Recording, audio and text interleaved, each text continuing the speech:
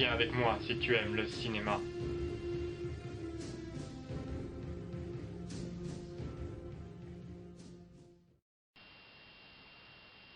Salut tout le monde. Je suis de retour.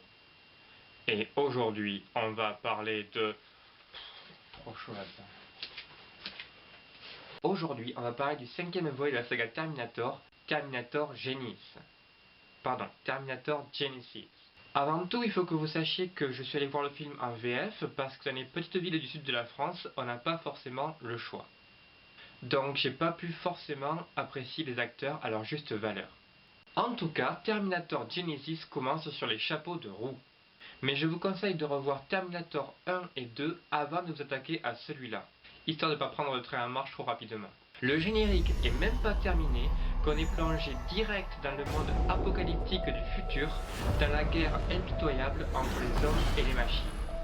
On a droit à une conversation rapide entre John Connor, leader de la résistance, et Kyle Reese, son meilleur ami et aussi son fidèle bras droit, alors qu'il s'apprête à remonter le temps à 1984, la date du premier film, pour sauver Sarah Connor.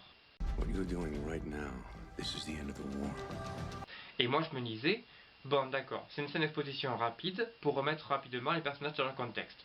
Pas de problème. Mais à l'instant même où la machine va transporter Kyle dans le passé, John Connor se fait attaquer sans qu'il puisse intervenir. Et déjà, l'histoire commence à changer. Il arrive en 1984 et accrochez-vous à vos slips. Hold on to your butts.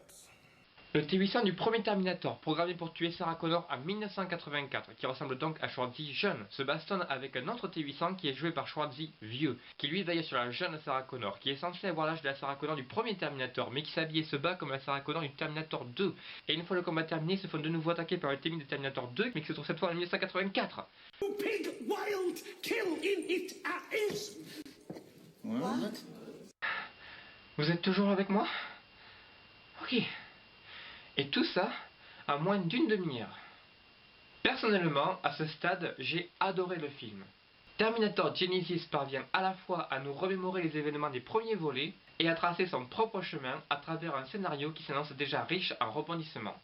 Tous les personnages majeurs sont parfaitement introduits, et en plus, une fois arrivé en 1984, la mise en scène épouse au plan près le style visuel de James Cameron. Et plus qu'un simple gimmick, c'est un hommage remarquable à l'œuvre originale. Ensuite, on a bien sûr le plaisir de retrouver Schwarzy dans son rôle culte après toutes ces années. Et enfin, pendant tout ce temps, le film enchaîne les scènes d'action explosives dans un rythme haletant. On en prend plein la vue, plein les oreilles, et moi j'étais scotché à l'écran.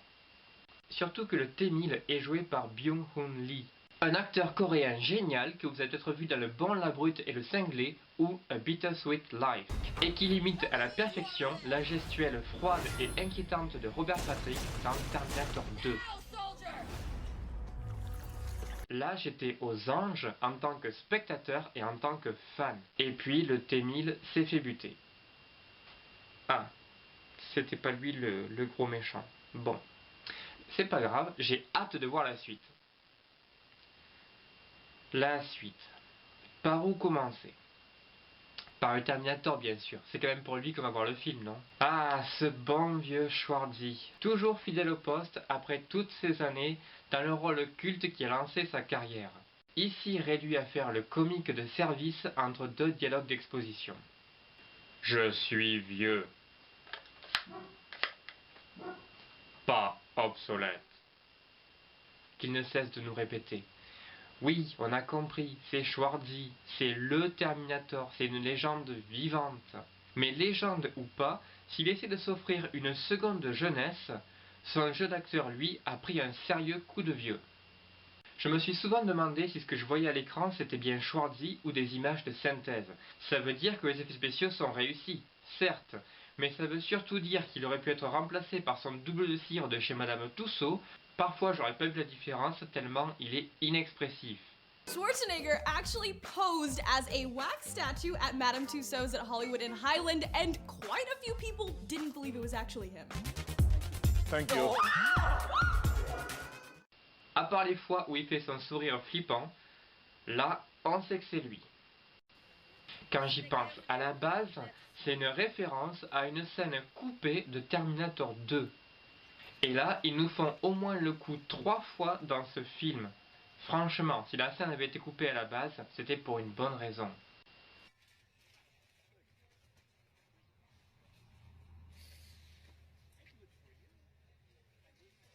That's good. Maybe you could practice in front of a mirror or something.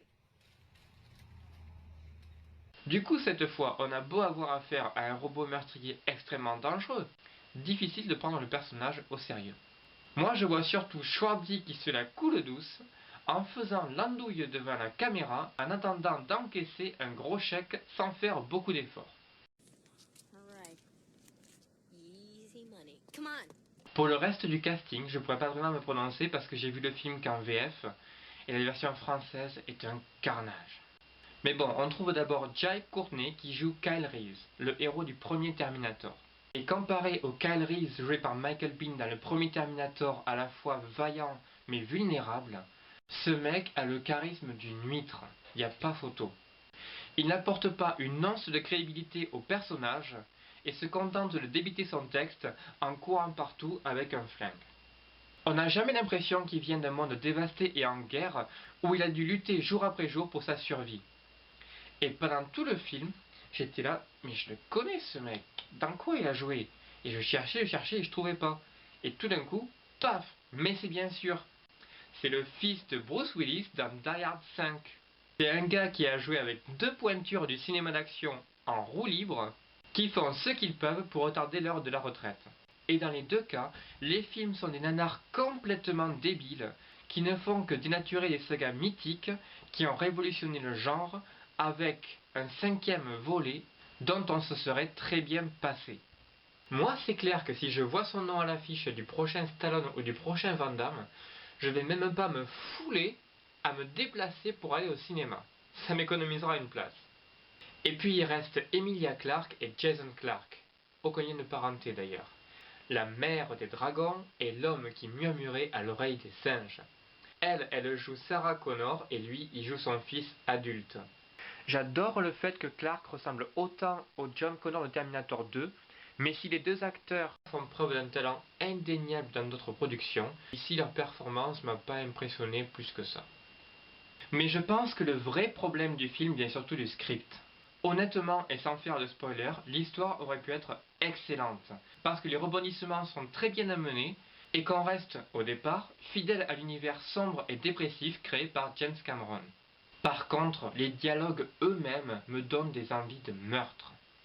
Kyle, je ne suis plus la femme que tu as connue, que tu n'as pas connue, que tu aurais dû connaître.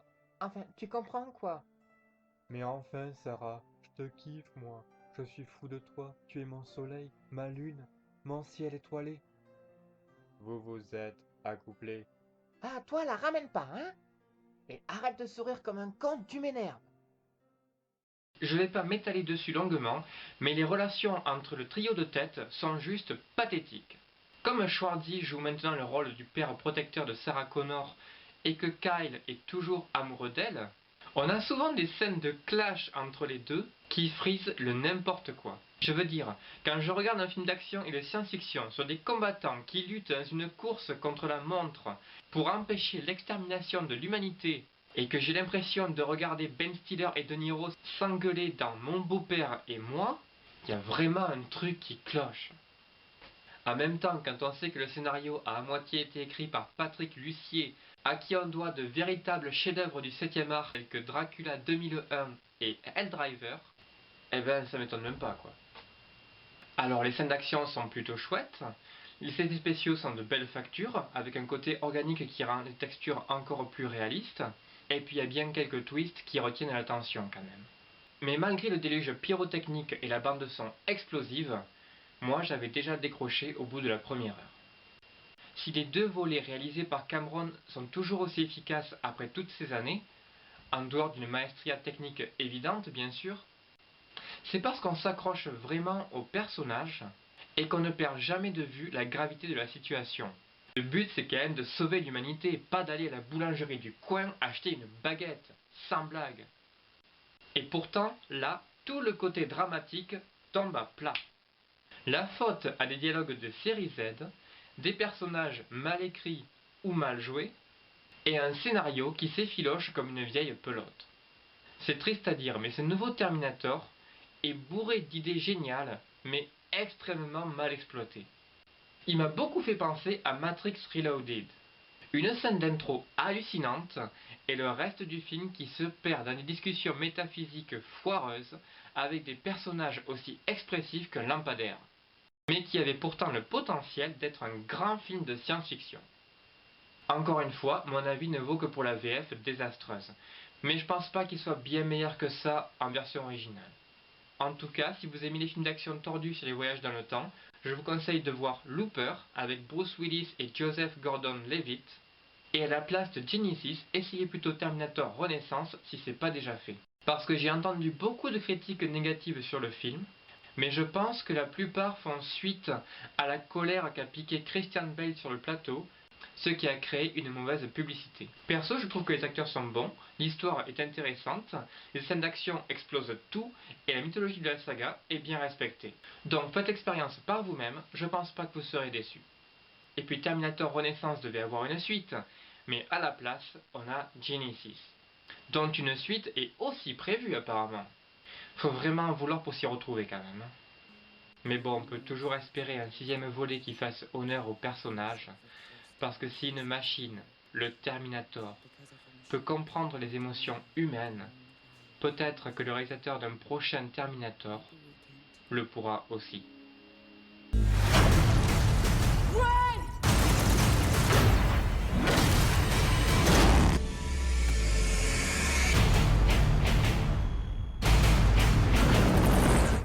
I'll be back. What?